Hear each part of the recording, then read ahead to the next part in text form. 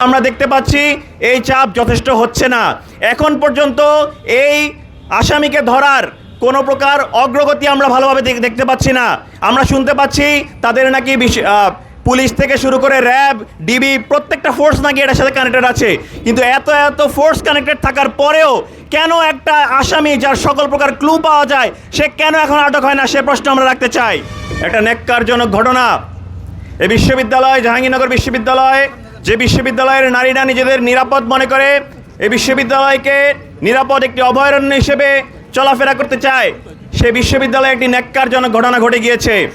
এবং এই ঘটনা ঘটার পর থেকে শুরু করে আজ পর্যন্ত যে ঘটনা প্রবাহ, এসব কিছু আমাদেরকে চরম উদ্বিগ্ন করছে। এদেশে অনেক রকম ঘটনা ঘটে, অনেক বড় বড় অপরাধ হয়, সে অপরাধের খুব দ্রুতই দেখা যায় বিচার নিষ্পত্তি হয়, আসামি আটক হয়।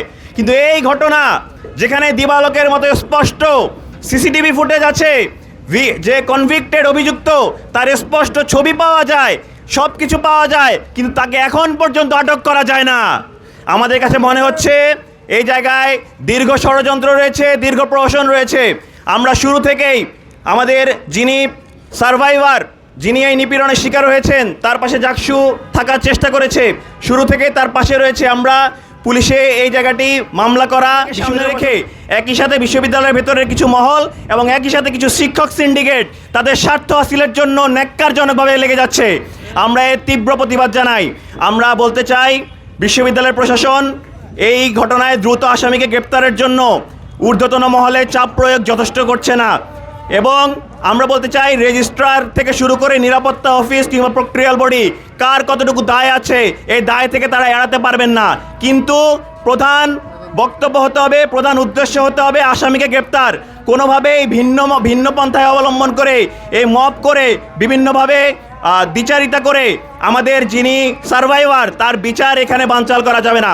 এবং একই সাথে বলছি, যিনি এই বিচারের এই আসামি গ্রেপ্তার দায়িত্বে রয়েছেন, আমরা জানতে পেরেছি তিনি একজন জামিয়ান এবং একই সাথে বিএনপির উচ্চপদস্থ একজন নেতৃত্বের তিনি আত্মীয়।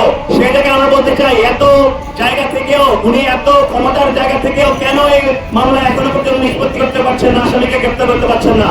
আমরা স্পষ্ট ভাবে বলে দিতে চাই, আমরা আমাদের জায়গা থেকে স্ট্রং রয়েছি, আমরা নিয়মতান্ত্রিকভাবে এই জায়গায় কাজ করে আসছি।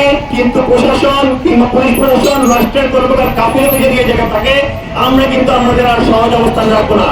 আমরা কিন্তু আমাদের আন্দোলনকে আরো বেগবান করব এবং সেই আন্দোলনের কারণে এই রাষ্ট্রের এই শিক্ষার্থীদের স্বার্থ আদায়ের জন্য আমরা যা করা দরকার সেই জায়গায় থাকবো।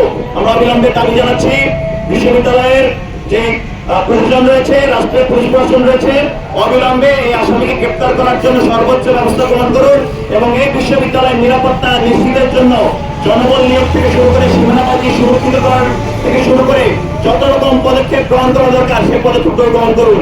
নাহলে আমরা এই জায়গায় এমন ঢাল হয়ে শিক্ষার্থীদের ঢাল হয়ে দাঁড়াবো, সেই জায়গা থেকে কোনো ষড়যন্ত্রকারী, কোনো অবহেলাকারী কেউ পার পেতে পারবে না।